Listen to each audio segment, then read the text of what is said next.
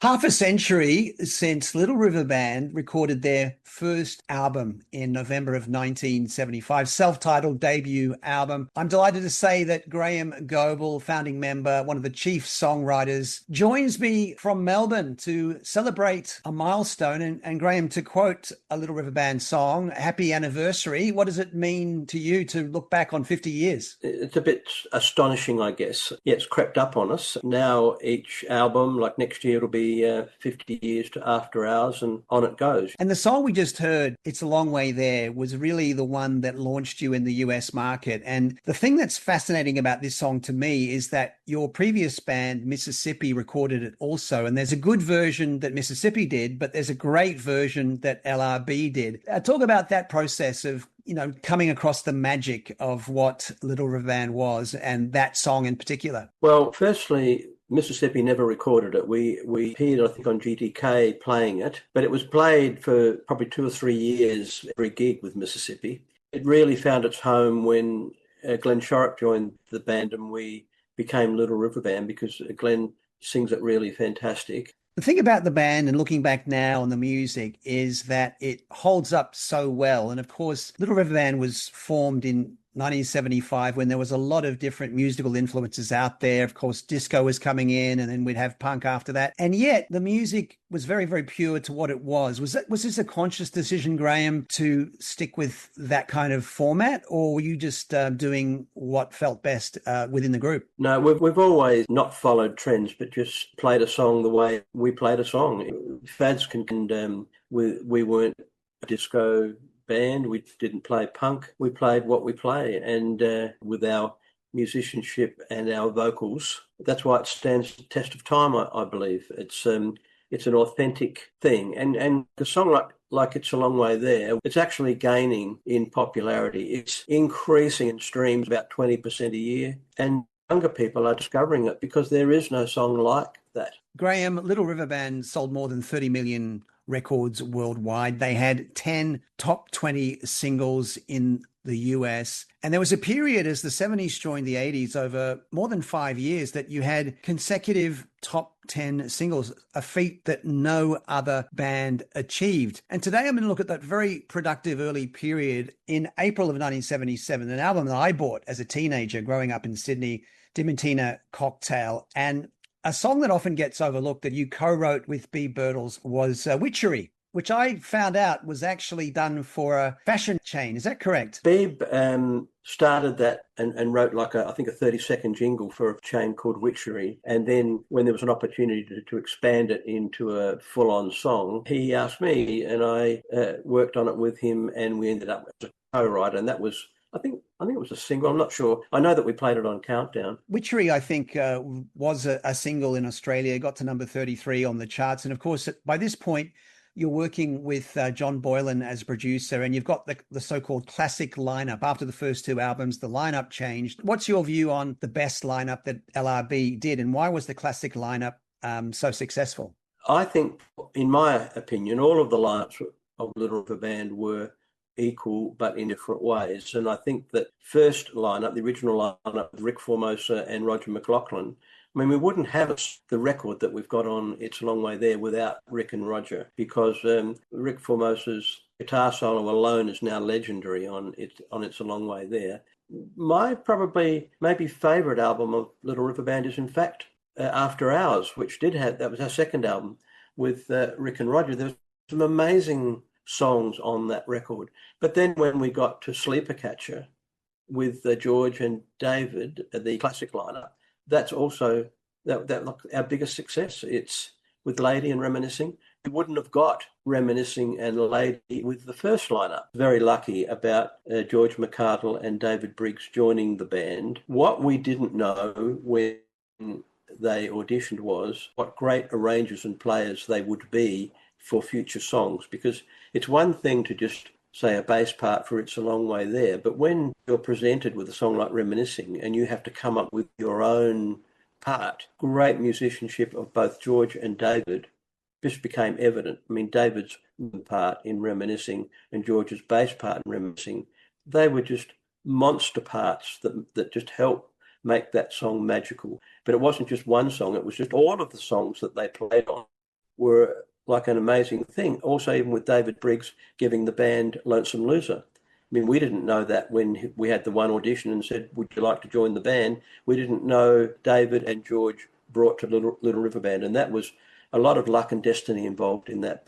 They're main contributors to the records that we made together. Yeah, like I've interviewed David Briggs and Ricardo was incredible, of course, but I always liked how economical David Briggs was as a lead guitarist. He just fitted the song beautifully. Yeah. He wasn't flashy or showy, but he was really precise. Yes, I agree. I agree. They were just the right guys for the right time for the right songs, and that's the magical thing about Little River Band in that we seem to have the right players playing on the songs. Now, you've been asked many times about reminiscing. Is it true that it was just minutes it took you to write that? Yeah, minutes. You're right. Under half an hour. It flowed through like some sort of cosmic download. I mean, I'm encouraged that a lot of songwriters, like big songwriters now, are talking, for want of another word, channeling experience they can have. I know that Sting had that with Every Breath You Take. McCartney had it with Yesterday. They may or may not understand it, but I've always understood it. I've always realised when I'm in receiving something, particularly something that's really like a reminiscing or things like that. But I was never a writer that would sit down and deliberately try to write a song. I would only sit down with my guitar, and sometimes even without a guitar, and write a song that has already come to me. So I get the idea, hear the melody, hear the lyrics attached pretty much always, and then I just put it down with my guitar. So many people are having that experience now, and I think it's always been that way. I think even going right back to the great songwriters, even going right back to Irving Berlin, Cole Porter, those sorts of guys, they may not have known where their songs were coming from, but it was certainly wonderful what they received. There's just some songs that are really special, and some successful songwriters, they can sit down with the same abilities, but they can't write a Yesterday or a reminiscing. Now, when the 1980s came along, Graeham, of course, you had the great thrill of recording the Time Exposure album with George Martin, the Beatles producer. Must have been a bit daunting, I would guess, to know you're going to the West Indies to record with a legend. What do you remember about that? Well, it wasn't what people think. We'd been touring pretty much non-stop and recording. So when we got to the West Indies, well, for a start, it's a 43-hour journey from Melbourne, and the band was at a fairly low ebb. And also George, he was quite a bit older by then, and he was not able to work much more than about 8 or 9 hours a day. And he agreed to allow myself and our engineer, Ern Rose, who came with us from Melbourne, and Beeb and I and Ern Rose, we worked up the night shift, 8 p.m. to 8 a.m. Then we would have breakfast and dinner together. George Martin would work with Glenn and David and the other guys, Derek, in the day, and we have dinner, and then George would listen to what we've done, and then we would listen to what they have done. The reason for that is that I really was very homesick. Montserrat is a long way away. There were no phones, there was no communication, and I just wanted to get my work done and go home. Well, George Martin's producing style was very much different. He would be very relaxed about things, and I would have to come in and say, well, I think we can do better, and we will do another few takes and things like that. George was a wonderful person. The highlight for me was the evening dinners and hearing all the Beatles stories, and George was just a magical guy. But artistically, it wasn't the experience that most people would expect. Well, side one had one of the Graeham Goble songs. It was a huge hit, The Night Owls. And Wayne Nelson, who was the bass player, an American, sang lead vocals on that. That was quite a departure, wasn't it, from what LRB had done previously? But it was a super successful hit across the world. I mean, it's fairly common knowledge that I had long had issues with some. It wasn't so much the hits with Glenn Shorrock. I mean, it was more the live performances, because Glenn would very much interpret a lot of my songs live. I think he just gets bored singing the melodies. When I had an opportunity of writing a song for Wayne Nelson, which I did, that was a big departure. But I'd always had the view that if you look at a band like Fleetwood Mac, they've got 3 lead singers. We've done the same. I mean, we had Glenn sang of our hits. Then we had the Night Owls with Wayne Nelson, and then later we had the other guy with John Farnham. So it was about Little River Band, not about who was singing lead. You were a supergroup because you were so full of, fantastic identities, and, yourself, you'd been established, and Beeb, and of course, Glenn. And I guess that can be good and bad. And the fact that you had so many songwriters within the band as well meant that people are vying for songs on the album. It's bringing out the best in you. Do you think that drove you to great heights in those very, very productive years? Yes, well, I mean, we had a lot to draw on, as you say, 4 songwriters, and we were writing great songs. We just made great records. It wasn't just us, it was our engineer in Rose working with us, but our live performances really blew people away. We were a hard-working band. We were just always putting out new records and always touring and working hard. As you mentioned, Graeham, we did see the departure of Glenn Shorrock. We saw John Farnham come in, and one of your songs that was a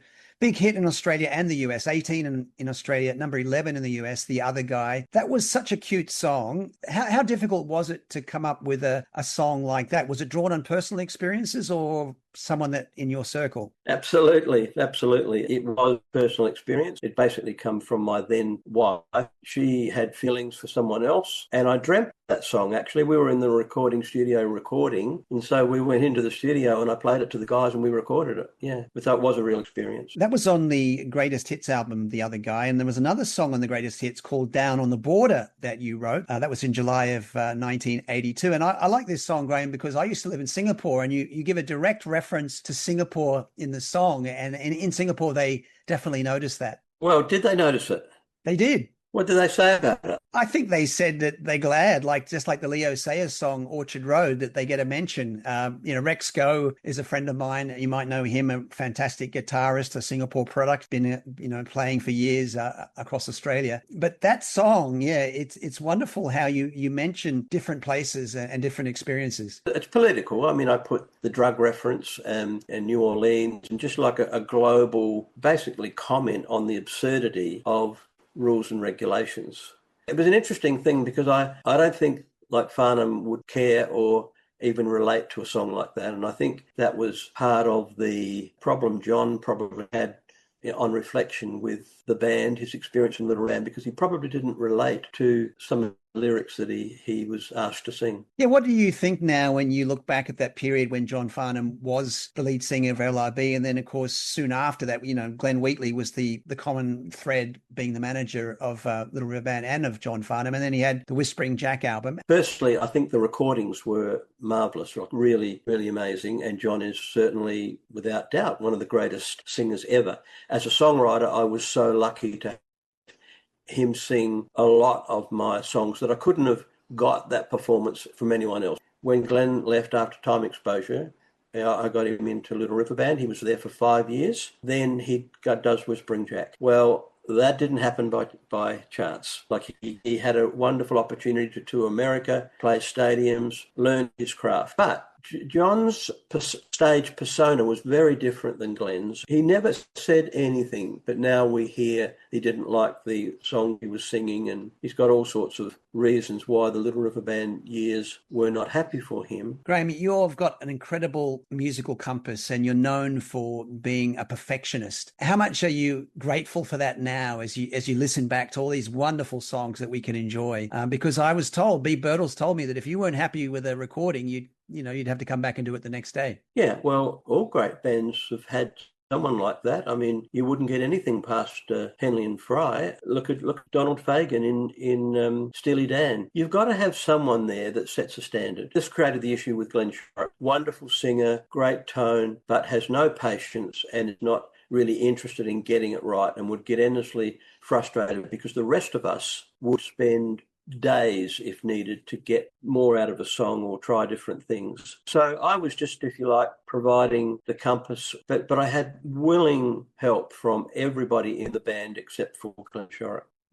One thing I would say, Little River Bands stand apart from so many other bands of that era. The fact that you were able to crack America, not just once, but, consistently. But with the legal stuff that's going on, how much does that taint when you look back on all the success that you had, the unprecedented success that you had? I think with the fake band, as I everyone calls them really, the imposters or whatever you call them.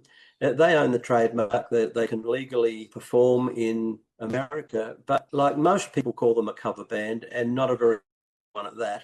What's sort of happened there is that it's the loss of 25 years of our wonderful band being able to perform anywhere. So it's been like a blow to fans. It hasn't really affected me that much, but luckily our streams of our original recordings are increasing every year. So we still get all the royalties from our recordings, which is a great thing. Well, in my eyes, there's only one Little River Band, and I know the members. I've interviewed most of you now, and it's so wonderful to speak to you, Graeham. We're going to go out with one of my favorite Graeham Goble songs from Little River Band, Lady, from the Sleeper Catcher album.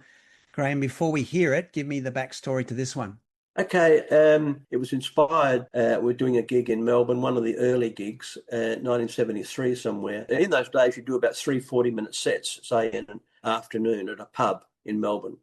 And I saw a beautiful girl out on the dance floor. She was dancing with her girlfriend.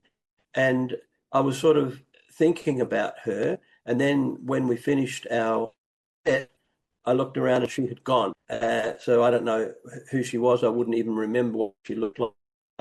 But I went home and with her in my mind, wrote Lady that afternoon. Oh, it's a beautiful song. Graeham, again, we just love talking to you and all the memories. Congratulations on all your contributions to Australian music, both with LRB and Mississippi and your other bands. And it's been a great pleasure speaking to you today. Thank you, Jason.